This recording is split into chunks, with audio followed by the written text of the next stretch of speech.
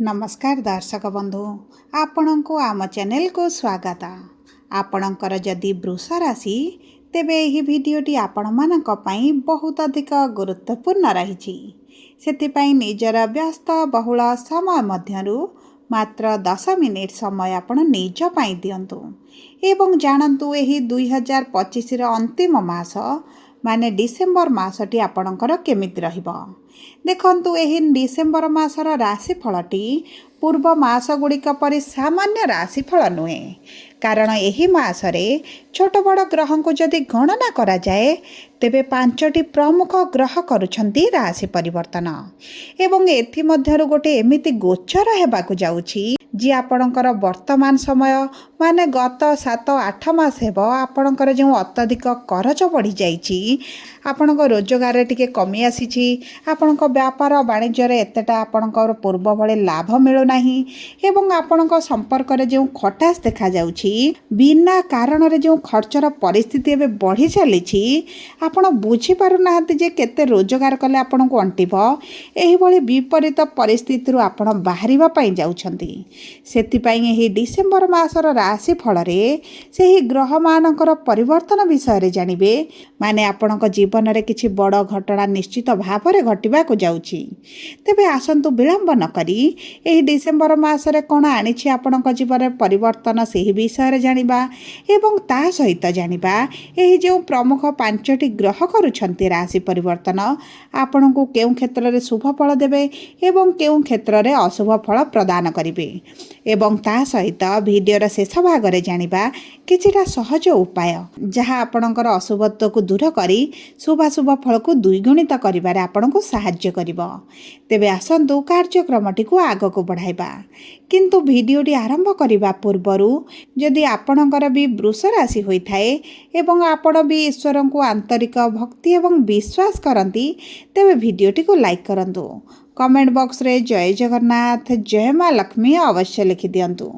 ता सहित आम सह जोगाजोग करिबा पई वीडियोर मध्य भाग रे एक व्हाट्सएप नंबर टी दिया जाइछि, जो नंबर साहाय्य रे आपण आम सह जोगाजोग करी निजर नूतन कुंडली प्रस्तुत करि परिबे, कुंडली विश्लेषण कराई परिबे किंबा आपणकर चाकरी विवाह व्यवसाय प्रेम संपर्क शिक्षा स्वास्थ्य को नहीं किछि समस्या रहिछि ताहार सहजरे एवं स्वल्प मूल्य रे समाधान करि परिबे।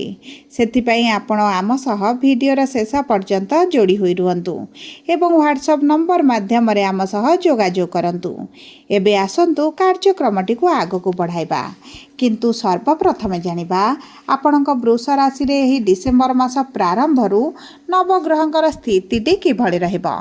देखंतु आपणकर तृतीय गृह रे देवगुरु बृहस्पति, चतुर्थ गृह रे केतु, षष्ठ गृह रे बुध, सप्तम गृह रे मंगल शुक्र एवं सूर्य, दशम गृह रे राहु एवं एकादश गृह रे शनि विराजमान करिसंती, जहा फल रे सेही गृह गुड़िकरे सेमानकर प्रभाव अधिक रहिबो।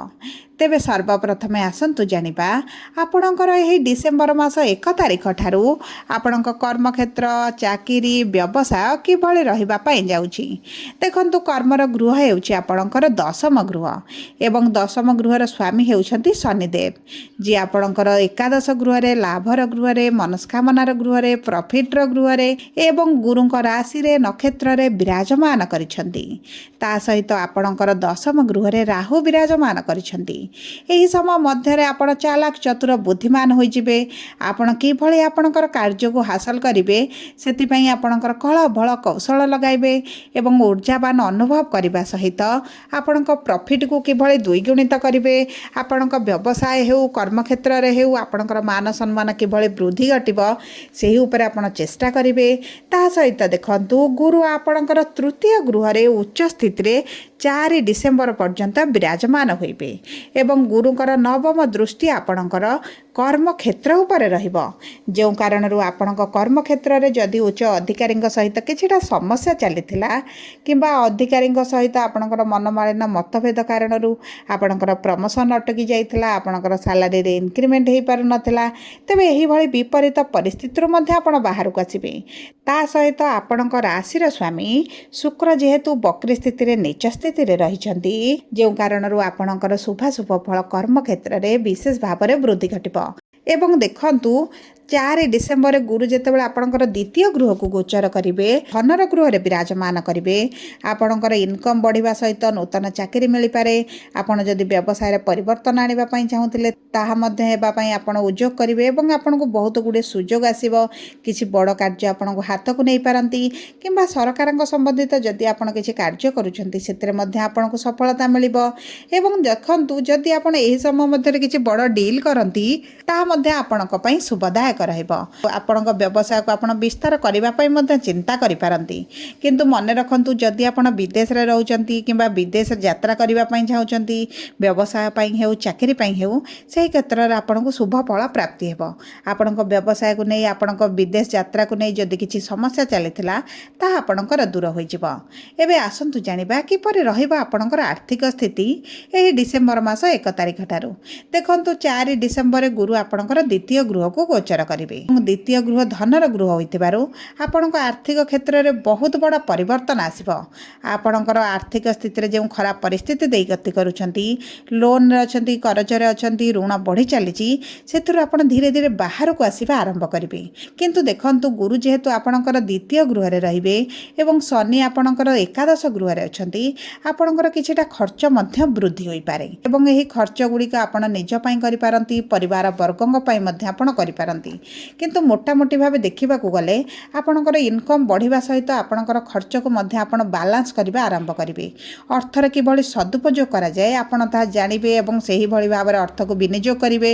ଯଦି ଆପଣ କିଛି ସେୟାର ମାର୍କେଟ, ଲଟେରୀ କିମ୍ବା କୌଣସି ଯୋଜନାରେ ଅର୍ଥକୁ ବିନିଯୋଗ କରୁଛନ୍ତି ତାହା ମଧ୍ୟ ଆପଣଙ୍କ ପାଇଁ ଶୁଭଦାୟକ ରହିବ। କିନ୍ତୁ ମନେ ରଖନ୍ତୁ, ଆପଣ ବୁଝି ବିଚାରି ଯଦି ଅର୍ଥକୁ ଇନଭେଷ୍ଟ କରନ୍ତି ଆପଣଙ୍କ ପାଇଁ ଲାଭଦାୟକ ରହିବ। ଆପଣଙ୍କର ଅର୍ଥ ଯଦି କୌଣସି ସ୍ଥାନରେ ଫସି ରହିଛି, ଆପଣଙ୍କ PF ପଇସା ହେଉ, ସାଲାରୀ ହେଉ, ସରକାରୀ ସ୍ତରରେ ହେଉ କିମ୍ବା ଆପଣଙ୍କର କେହି ପ୍ରିୟଜନ ହୁଅନ୍ତୁ, ସେହି ଅର୍ଥ ମଧ୍ୟ ଆପଣଙ୍କୁ ପ୍ରାପ୍ତି ହେବ। ଏବଂ ଆପଣଙ୍କର ଯଦି କୋର୍ଟ କଚେରୀ କେସ୍ରେ ଆପଣ ଦୌଡ଼ି ଦୌଡ଼ି ଆପଣଙ୍କର ବହୁତ ଗୁଡ଼ିଏ ଅର୍ଥ ଲଗାଇଲେଣି, ଆପଣଙ୍କୁ ସେଥିରେ ସଫଳତା ମିଳୁନଥିଲା, ତାହା ମଧ୍ୟ ମିଳିବା ଆରମ୍ଭ ହେବ। ଏବଂ ଆପଣଙ୍କର ଯଦି କିଛି ପ୍ରପର୍ଟି ବିକ୍ରି କରିବା ପାଇଁ ଚାହୁଁଥିଲେ ଏବଂ ବହୁତ ଗୁଡ଼ିଏ ସମସ୍ୟା ଆସୁଥିଲା, ପ୍ରପର୍ଟି ବିକ୍ରି କରିପାରୁନଥିଲେ, ଏବେ ଆପଣ ପ୍ରପର୍ଟି ବିକ୍ରି କରିପାରନ୍ତି। ପ୍ରପର୍ଟିର ଉଚିତ ମୂଲ୍ୟ ଆପଣଙ୍କୁ ମିଳିବ, ଯେଉଁ ମାଧ୍ୟମରେ ଆପଣଙ୍କୁ କିଛିଟା ଅର୍ଥ ପ୍ରାପ୍ତି ହୋଇପାରେ। ଏବେ ଆସନ୍ତୁ ଜାଣିବା ଆପଣଙ୍କ ବୈବାହିକ ସମ୍ପର୍କ ବା ବିବାହର ଯୋଗ କିଭଳି ରହିବ। ଦେଖନ୍ତୁ, ମଙ୍ଗଳ ହେଉଛନ୍ତି ଆପଣଙ୍କ ବିବାହର ଗୃହର ସ୍ୱାମୀ ଏବଂ ସେହି ଗୃହରେ ମଧ୍ୟ ବିରାଜମାନ କରିଛନ୍ତି। ତାହା ସହିତ ଆପଣଙ୍କ ରାଶିର ସ୍ୱାମୀ ଶୁକ୍ର ମଧ୍ୟ ବିବାହର ଗୃହରେ ବିରାଜମାନ କରିଛନ୍ତି, ଯେଉଁ କାରଣରୁ ଆପଣଙ୍କ ବିବାହ ପାଇଁ ବହୁତ ଭଲ ଯୋଗ ବନୁଛି।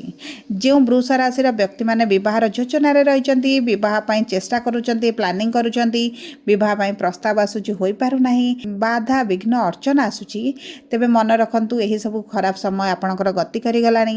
ଭଲ ଶୁଭ ସମୟ ଆପଣଙ୍କର ଆଗକୁ ଆସୁଛି। ବିବାହ ହୋଇପାରେ, ମନପସନ୍ଦର ପ୍ରସ୍ତାବ ମଧ୍ୟ ଆସିପାରେ, ବିବାହ ଠିକ୍ ହୋଇକି ରହିପାରେ କିମ୍ବା ଆପଣଙ୍କର ଯଦି ରବି ସୁଧୁ ଗୁରୁ ସୁଧୁ ପାଇଲାଣି ତେବେ ମଧ୍ୟ ଆପଣଙ୍କର ବିବାହ ଏହି ସମୟ ମଧ୍ୟରେ ହୋଇପାରେ। ଯଦି ଆପଣ ପ୍ରେମ ବିବାହ କରିବା ପାଇଁ ଚାହୁଁଛନ୍ତି ତାହା ମଧ୍ୟ ଆପଣଙ୍କ ପରିବାର ଲୋକଙ୍କ ସହମତିରେ ଆପଣଙ୍କର ପ୍ରେମ ବିବାହ ହୋଇପାରେ। ଦେଖନ୍ତୁ, ଯଦି ଆପଣଙ୍କ କୁଣ୍ଡଳୀରେ ପ୍ରେମ ବିବାହର ଯୋଗ ଥିବ ତେବେ ଆପଣଙ୍କର ପ୍ରେମ ବିବାହ ହୋଇପାରେ। ତା ସହିତ ଯଦି ଆପଣଙ୍କର ଦ୍ୱିତୀୟ ବିବାହ କରିବା ପାଇଁ ଚାହୁଁଛନ୍ତି ତେବେ ମଧ୍ୟ ଆପଣଙ୍କ ଦ୍ୱିତୀୟ ବିବାହର ଯୋଗ ରହିଛି ଏବଂ ଦ୍ୱିତୀୟ ବିବାହ ମଧ୍ୟ ଆପଣଙ୍କ ପାଇଁ ଲାଭଦାୟକ ରହିବ। ଏବେ ଆସନ୍ତୁ ଜାଣିବା କିପରି ରହିବ ଆପଣଙ୍କର ଶିକ୍ଷା ଏବଂ ସନ୍ତାନର ଯୋଗ। ଦେଖନ୍ତୁ, ଶିକ୍ଷାର ଗୃହର ସ୍ୱାମୀ ହେଉଛନ୍ତି ବୁଧ, ଯିଏ ଆପଣଙ୍କର ଷଷ୍ଠ ଗୃହରେ ତୁଳା ରାଶିରେ ବିରାଜମାନ କରିଛନ୍ତି। କିନ୍ତୁ ଏହି 6 ତାରିଖ ଦିନ ବୁଧ ଆପଣଙ୍କର କେନ୍ଦ୍ରକୁ ଗୋଚର କରିବେ, ବିବାହର ଗୃହକୁ ଗୋଚର କରିବେ, ମାନେ ଆପଣଙ୍କ ଶିକ୍ଷା କ୍ଷେତ୍ରରେ ଆପଣ ଶୁଭ ଫଳ ପ୍ରାପ୍ତି କରିବେ। ତା ସହିତ ଦେଖନ୍ତୁ, ଯଦି ଆପଣଙ୍କର ଶିକ୍ଷା କ୍ଷେତ୍ରରେ କିଛି ବଡ଼ ନିଷ୍ପତ୍ତି ନେବାକୁ ଚାହୁଁଛନ୍ତି, କିଛି ଇଣ୍ଟରଭ୍ୟୁ ରହିଛି, ଏଣ୍ଟ୍ରାନ୍ସ ରହିଛି, ସେଥିରେ ମଧ୍ୟ ଆପଣଙ୍କୁ ଶୁଭ ଫଳ ପ୍ରାପ୍ତି ହେବ। ଏବଂ ଯେଉଁ ବୈବାହିକ ଦମ୍ପତିମାନେ ସନ୍ତାନ ପାଇଁ ଚେଷ୍ଟା କରି ମଧ୍ୟ ସନ୍ତାନରେ ସଫଳତା ଦେଖୁନଥିଲେ, ସନ୍ତାନର ସମସ୍ୟା ଦେଖୁଥିଲେ, ପୂଜା ବିଧି, ପାଠ, ମେଡ଼ିକାଲ ଟ୍ରିଟମେଣ୍ଟ କରିବା ପରେ ମଧ୍ୟ ଆପଣ ସନ୍ତାନ ସୁଖରୁ ବଞ୍ଚିତ ଅଛନ୍ତି, ନିରାଶ ଅଛନ୍ତି, ତେବେ ଚିନ୍ତା କରିବାର କୌଣସି ଆବଶ୍ୟକତା ନାହିଁ। ସନ୍ତାନ ପ୍ରାପ୍ତି ପାଇଁ ବହୁତ ଭଲ ସମୟ ଆସୁଛି ଏବଂ ବୁଧ ଆପଣଙ୍କର କେନ୍ଦ୍ରରେ ରହିଛନ୍ତି। ଗୁରୁଙ୍କର ଦୃଷ୍ଟି ଆପଣଙ୍କର 4 ତାରିଖ ପରଠାରୁ ଗୁରୁଙ୍କର ଦୃଷ୍ଟି ମଧ୍ୟ ଆପଣଙ୍କର ସନ୍ତାନର ଗୃହକୁ ରହିବ, ଯେଉଁ କାରଣରୁ ସନ୍ତାନ ପ୍ରାପ୍ତିରେ ଥିବା ବାଧା ବିଘ୍ନ ଗୁଡ଼ିକ ଦୂର ହୋଇଯିବ। ଏବଂ ଯଦି ଆପଣଙ୍କ ସନ୍ତାନଙ୍କ ସହିତ ଆପଣଙ୍କର ମନମାଳିନ୍ୟ ମତଭେଦ ଥିଲା, ସନ୍ତାନଙ୍କ କ୍ୟାରିୟରକୁ ନେଇ ଚିନ୍ତିତ ଥିଲେ, ତେବେ ମଧ୍ୟ ସେହି କ୍ଷେତ୍ରରେ ଶୁଭ ପରିବର୍ତ୍ତନ ଦେଖିବେ। ଏବେ ଆସନ୍ତୁ ଜାଣିବା କିପରି ରହିବ ଆପଣଙ୍କର ସ୍ୱାସ୍ଥ୍ୟ ଏହି ଡିସେମ୍ବର ମାସ 1 ତାରିଖ ଠାରୁ। ଦେଖନ୍ତୁ ଆପଣଙ୍କର ରାଶିର ସ୍ୱାମୀ ଯେହେତୁ ସପ୍ତମ ଗୃହରେ ଅଛନ୍ତି ଏବଂ ସପ୍ତମ ଦୃଷ୍ଟି ଆପଣଙ୍କର ପ୍ରଥମ ଗୃହକୁ ଦେଉଛନ୍ତି, ଆପଣଙ୍କ ସ୍ୱାସ୍ଥ୍ୟରେ ଯାହା ବି ପୂର୍ବରୁ ସମସ୍ୟା ଚାଲିଥିଲା ତାହା ଦୂର ହୋଇଯିବ। କିନ୍ତୁ ସୂର୍ଯ୍ୟଙ୍କର ସପ୍ତମ ଦୃଷ୍ଟି ରହିଥିବାରୁ 16 ଡିସେମ୍ବର ପର୍ଯ୍ୟନ୍ତ ଆପଣଙ୍କର କିଛି ଚର୍ମଜନିତ ସମସ୍ୟା ଦେଖାଦେଇପାରେ। ସେଥିପ୍ରତି ଆପଣଙ୍କୁ ଟିକେ ଦୃଷ୍ଟି ଦେବାକୁ ପଡ଼ିବ। ତା ସହିତ ମଙ୍ଗଳଙ୍କର ସପ୍ତମ ଦୃଷ୍ଟି ଥିବାରୁ ଆପଣଙ୍କର ବିପି, ଡାଇବେଟିସ୍, କୋଲେଷ୍ଟ୍ରଲ୍ ଟିକେ ବଢ଼ିପାରେ। ସେଥିପାଇଁ ଆପଣ ମାନସିକ ଷ୍ଟ୍ରେସ୍ ନେବା ଟିକେ କମ୍ କରନ୍ତୁ, ନଚେତ ଆପଣଙ୍କର ଏହିଭଳି ସମସ୍ୟା ବଢ଼ିବାର ବହୁତ ଅଧିକ ସମ୍ଭାବନା ଅଛି। ତା ସହିତ ଆପଣଙ୍କର ଗୁରୁ ଯେହେତୁ ଦ୍ୱିତୀୟ ଗୃହକୁ ଗୋଚର କରିବେ, ଆପଣଙ୍କର ତଣ୍ଟି, ଗଳା କିମ୍ବା ଆପଣଙ୍କ ପାଟିରେ କିଛିଟା ସମସ୍ୟା ଦେଖାଦେଇପାରେ କିମ୍ବା ଆପଣ ଋତୁକାଳୀନ ସମସ୍ୟାର ସମ୍ମୁଖୀନ ହୋଇପାରନ୍ତି।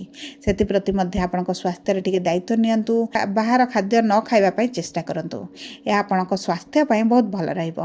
ପ୍ରତିଦିନ ଶୁକ୍ରଙ୍କର ବୀଜ ମନ୍ତ୍ର ଜପ କରନ୍ତୁ ଏବଂ ତା ସହିତ ଆପଣ ଚେଷ୍ଟା କରନ୍ତୁ ପକ୍ଷୀକୁ କିଛି ଖାଦ୍ୟ ଦେବା ପାଇଁ ଏବଂ ବୁଧବାର ଦିନ, ରବିବାର ଦିନ ଗୋମାତାଙ୍କର ସେବା କରିବା ପାଇଁ ଏବଂ ସୂର୍ଯ୍ୟଙ୍କୁ ପ୍ରାତଃ ସମୟରେ ଜଳ ଅର୍ପଣ କରିବା ପାଇଁ। ଏହା ଆପଣଙ୍କର ମାନ ସମ୍ମାନ ବୃଦ୍ଧି ସହିତ ଦୁଃଖ କଷ୍ଟକୁ ଦୂର କରିବାରେ ସାହାଯ୍ୟ କରିବ। ଯଦି ଆପଣଙ୍କର ବୃଷ ରାଶି ହୋଇଥାଏ, ଭିଡ଼ିଓଟି ଭଲ ଲାଗିଲା କମେଣ୍ଟ ବକ୍ସରେ ଲେଖି ଜଣାନ୍ତୁ।